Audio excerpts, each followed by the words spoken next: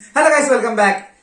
ഇതാണ് നമ്മുടെ ഈ ഒരു ചാപ്റ്ററിന്റെ അവസാനത്തെ തിയറി പാർട്ട് എന്ന് പറയാൻ പറ്റുന്നത്. ഇപ്പൊ ഇത്രയും നേരം നമ്മൾ ബഡ്ജറ്റിംഗ് എന്താന്ന് പറഞ്ഞിട്ടേ ഉള്ളൂല്ലേ. ബഡ്ജറ്റിംഗ് നമ്മൾ ചെയ്യും, അടുത്ത വീഡിയോയോട് കൂടി നമ്മൾ ബഡ്ജറ്റിംഗ് സ്റ്റാർട്ട് ചെയ്യും. അപ്പോ ഏതൊക്കെ തരം ബഡ്ജറ്റിംഗ് ഉണ്ട്, അല്ലെങ്കിൽ ഏതൊക്കെ രീതിയിൽ നമുക്ക് ബഡ്ജറ്റിംഗ് ചെയ്യാൻ പറ്റും, അതായിരിക്കും കുറച്ചുകൂടി നല്ലത് പറയുമ്പോൾ. ഏതൊക്കെ രീതിയിൽ നമുക്ക് ബഡ്ജറ്റിംഗ് ചെയ്യാൻ പറ്റും, അതാണ് ഇന്നത്തെ വീഡിയോ. Budgeting methodologies. നമുക്കൊരു ഏകദേശം 6 ടൈപ്പ് ബഡ്ജറ്റിംഗ് പഠിക്കാനുണ്ട്. രീതികൾ: project budget, activity based budget, incremental budget, zero based budget, rolling budget, flexible budget. വേറെയും ബഡ്ജറ്റിംഗ് രീതികളുണ്ട്. ഇതേ നമുക്ക് ഡിസ്കസ് ചെയ്യാനുള്ളൂ. ഓക്കെ അല്ലേ?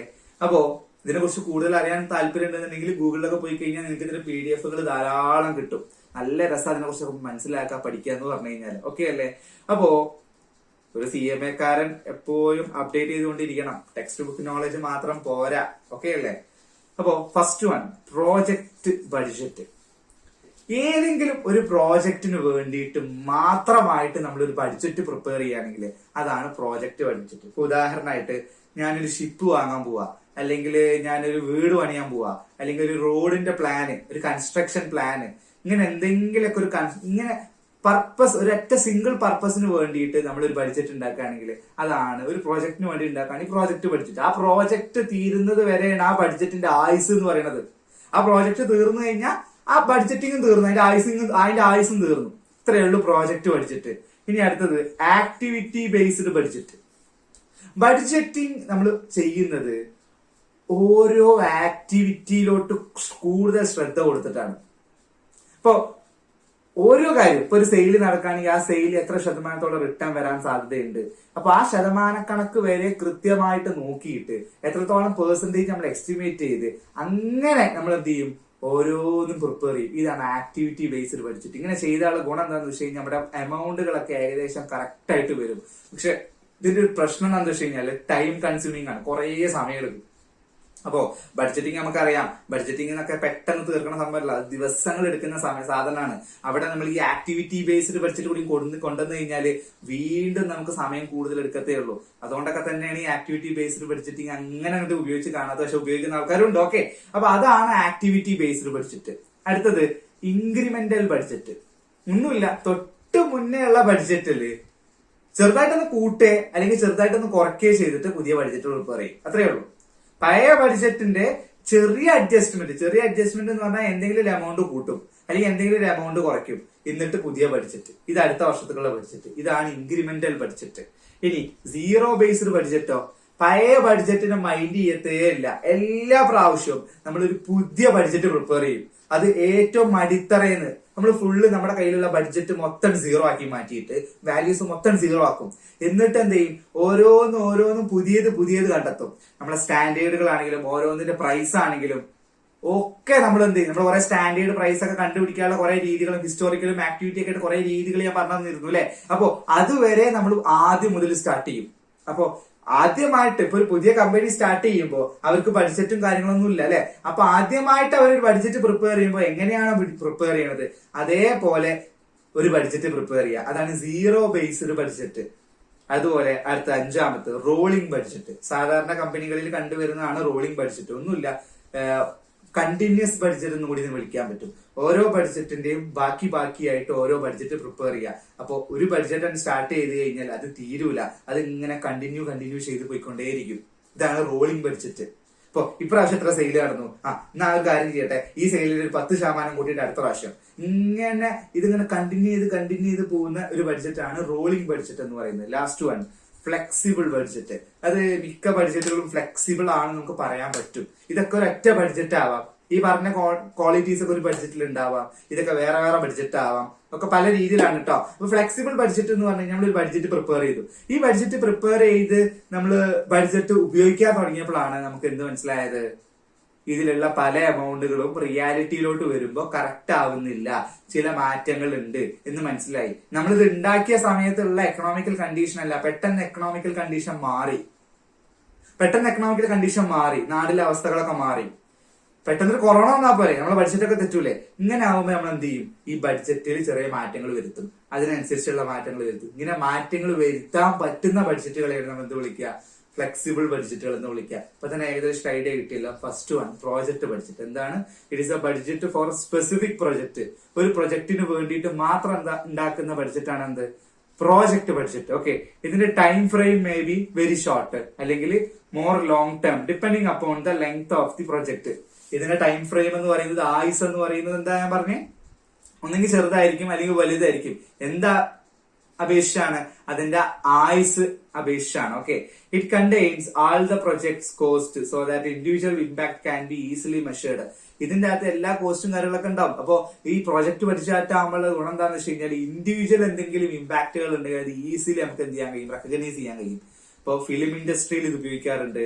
എയർക്രാഫ്റ്റ് അല്ലെങ്കിൽ കൺസ്ട്രക്ഷൻ ഓഫ് റോഡ്സ്, അതുപോലെ ഷിപ്പിംഗ്, കൺസ്ട്രക്ഷൻ ഓഫ് ഷിപ്മെന്റ്, ഇതിനൊക്കെ നമുക്ക് എന്ത് ഉപയോഗിക്കാം? പ്രൊജക്ട് ബഡ്ജറ്റ് ഉപയോഗിക്കാം. ഓക്കെ അല്ലേ?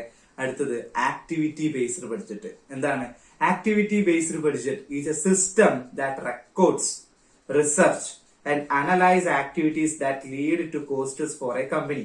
ഒരു കമ്പനിയിൽ വരുന്ന ഓരോ കോസ്റ്റുകളും ഉണ്ടല്ലോ, ഓരോ ചിലവുകളും ഉണ്ടല്ലോ, അതൊക്കെ അവരെന്ത് ചെയ്യാം? റെക്കോർഡ് ചെയ്ത്, റിസർച്ച് ചെയ്ത്, കൃത്യമായി അനലൈസ് ചെയ്തിട്ടേ അവരെന്ത് ചെയ്യുള്ളൂ? ഉപയോഗിക്കുള്ളൂ. ക്ലിയർ ആണല്ലോ? അപ്പോ every activity in N organisation that incurs a cost and scrutinized for potential ways to create efficiencies. ഓരോ ആക്ടിവിറ്റിയും അവരെന്ത് ക്രിയേറ്റ് ചെയ്യുന്നുണ്ട്? ഒരു കോസ്റ്റ് ക്രിയേറ്റ് ചെയ്യുന്നുണ്ട്. ഈ കോസ്റ്റുകളെ നല്ല കൃത്യമായിട്ട് വിലയിരുത്തി അതിൽ എഫിഷ്യൻസി ക്രിയേറ്റ് ചെയ്യിപ്പിക്കാൻ എന്ത് ചെയ്യും? ശ്രമിക്കും. അപ്പോ budgets are then developed based on these results. എന്നിട്ട് ഈ റിസൾട്ട് പ്രകാരം നമ്മൾ ബഡ്ജറ്റ് ഉണ്ടാക്കിയാൽ അതാണ് ആക്ടിവിറ്റി ബേസ്ഡ് ബഡ്ജറ്റ് എന്ന് പറയുന്നത്. ഓക്കെ അല്ലേ? അടുത്തത് ഇൻക്രിമെന്റൽ ബഡ്ജറ്റ്. എന്താ incremental budget? Incremental budgeting is a process of creating a new budget by making minor changes to the current budget. ഇപ്പൊ നിലവിലുള്ള നമ്മുടെ ബഡ്ജറ്റ് അല്ലെങ്കിൽ കഴിഞ്ഞു പോയ ബഡ്ജറ്റ് അതെന്താണോ അതിൽ ചെറിയ മാറ്റങ്ങൾ വരുത്തിയിട്ട് നമ്മൾ പുതിയ ബഡ്ജറ്റ് ഉണ്ടാക്കുകയാണെങ്കിൽ അതാണ് ഇൻക്രിമെന്റൽ ബഡ്ജറ്റ് എന്ന് പറയുന്നത്. Okay, and incremental budget uses the current years budget as A base line. നമ്മുടെ ഇൻക്രിമെന്റൽ ബഡ്ജറ്റ് എന്ന് പറയുന്നത് ഇപ്പോഴത്തെ കറന്റ്ലി നമ്മൾ ഉപയോഗിച്ചുകൊണ്ടിരിക്കുന്ന നമ്മുടെ ബഡ്ജറ്റ് ഉണ്ടല്ലോ, അത് നമ്മൾ അടിത്തറയായിട്ട് ഉപയോഗിക്കും. Which finance team then adjust by incremental amounts. You can perform either additions or subtraction to the current budget to create new quantities. പഴയ ബഡ്ജറ്റിലോട്ട് കൂട്ടുകയോ കുറക്കുകയോ ചെയ്തിട്ട് പുതിയ ബഡ്ജറ്റ് ഉണ്ടാക്കും. ഇതാണ് ഇൻക്രിമെന്റൽ ബഡ്ജറ്റ് എന്ന് പറയുന്നത്. അടുത്തത് സീറോ ബേസ്ഡ് ബഡ്ജറ്റിംഗ്. എന്താണ്? Is A method of budgeting in which all expenses must be justified for each new period. ഇതിന്റെ അകത്തുള്ള ഓരോ എക്സ്പെൻസും നമുക്ക് എന്ത് ചെയ്യണം? ജസ്റ്റിഫൈ ചെയ്യണം. ഇതെന്തുകൊണ്ട് വന്നു എന്ന് കൃത്യമായിട്ട് ജസ്റ്റിഫിക്കേഷൻ കൊടുക്കണം.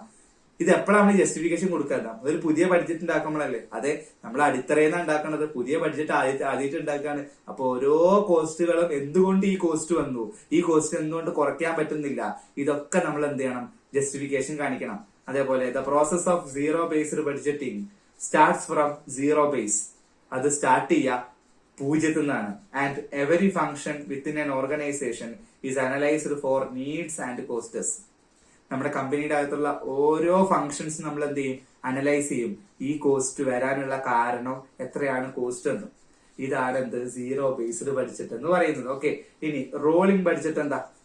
Rolling budget is continuously updated to add new budget period as the most recent budget period is completed. തൊട്ടു മുന്നേ കഴിഞ്ഞു പോയ ബഡ്ജറ്റിലോട്ട് പുതിയ കാര്യങ്ങൾ ആഡ് ചെയ്ത് അതിലൊന്ന് അപ്ഡേഷൻ വരുത്തി കഴിഞ്ഞാൽ അത് റോളിംഗ് ബഡ്ജറ്റായി. എന്ന് വെച്ച് കഴിഞ്ഞാൽ അതിന്റെ കണ്ടിന്യൂഷൻ ആണ് ഇവിടെ നടന്നുകൊണ്ടിരിക്കുന്നത്. അതാണ് എന്ത്? റോളിംഗ് ബഡ്ജറ്റ് എന്ന് പറയുന്നത്. ഓക്കെ അല്ലേ? ഇനി അടുത്തത് ലാസ്റ്റ് വൺ, ഫ്ലെക്സിബിൾ ബഡ്ജറ്റ്. എന്താ flexible budget? Flexible budgets R essentially budgets that can be adjusted depending upon revenue and cost changes through out the physical year, accounting for expected unpredictability. നമ്മൾ പ്രതീക്ഷിക്കാതെ വരുന്ന പല കാര്യങ്ങളും നമ്മളെ ബാധിക്കും. അത് നമ്മളെ ബഡ്ജറ്റ് പോലെ ആവില്ല. അപ്പൊ ആ ബഡ്ജറ്റിൽ മാറ്റം വരുത്താൻ പറ്റുമെങ്കിൽ ആ ബഡ്ജറ്റിനെ വിളിക്കുന്ന പേരാണ് ഫ്ലെക്സിബിൾ ബഡ്ജറ്റ് എന്ന് പറയുന്നത്. അപ്പോ ഇത്ര കാര്യങ്ങളെ നമുക്ക് ഡിസ്കസ് ചെയ്യാനുള്ളായിരുന്നു. ഇതോടുകൂടി നമ്മുടെ പ്ലാനിങ്, ബഡ്ജറ്റിംഗ് ആൻഡ് ഫോർകാസ്റ്റിംഗ് എന്ന് പറയുന്ന സെക്ഷൻ ബിയിലെ ഏകദേശം തിയറി പാർട്ട് തീർന്നു. ഇനി നമുക്ക് പ്രാക്ടിക്കലിലോട്ട് കയറണം. എങ്ങനെയാണ് ബഡ്ജറ്റ് ഉണ്ടാക്കേണ്ടത്? ഇത്രയും നേരം ബഡ്ജറ്റ് എന്നുള്ള വാക്ക് കേട്ടിട്ടുള്ളൂ അല്ലെ? അപ്പൊ നമുക്ക് അടുത്ത വീഡിയോ മുതൽ എങ്ങനെയാണ് ബഡ്ജറ്റ് പ്രിപ്പറേഷൻ എന്നുള്ളത് നമ്മൾ ഡിസ്കസ് ചെയ്യും. അപ്പൊ അടുത്ത വീഡിയോയിലോട്ട് വരുമ്പോ നന്നായിട്ട് വെൽ പ്രിപ്പയർഡ് ആയിട്ട് മുന്നിൽ ഒരു കാൽക്കുലേറ്റർ എടുത്ത് വെക്കാൻ പറ്റുന്നുണ്ടെങ്കിൽ കാൽക്കുലേറ്ററോട് കൂടി എന്ത് ചെയ്യുക, ഒരു പേപ്പർ ഒരു പെന്നും കാൽക്കുലേറ്ററോട് കൂടി അടുത്ത വീഡിയോയിൽ ഇരിക്കുക. ഓക്കെ അല്ലേ? അപ്പൊ നമുക്ക് അടുത്ത വീഡിയോയിൽ കാണാം. ബൈ.